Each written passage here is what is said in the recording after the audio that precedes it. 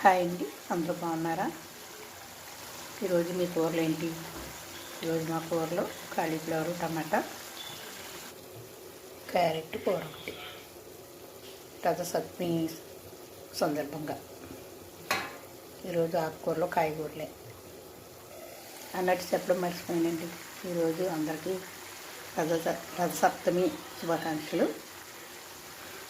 ఆరోగ్యాన్ని ఇచ్చే దేవుడు, ఆదిత్య దేవుడు కాబట్టి ఈరోజు తప్పనిసరిగా రథసప్తమి చేసుకుంటారు అందరూ.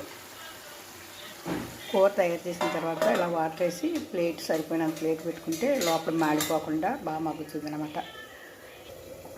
ఇదిగో దీనికి కూడా ఇలాగ పెట్టాను. క్యారెట్ కూడా ఇలా పెడితే మాడిపోకుండా మగ్గిపోతాయి.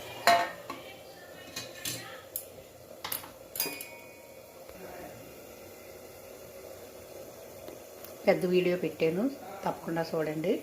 మరో మంచి వీడియోతో మళ్ళీ కలుసుకుందాం. ఉంటాను, బాయ్.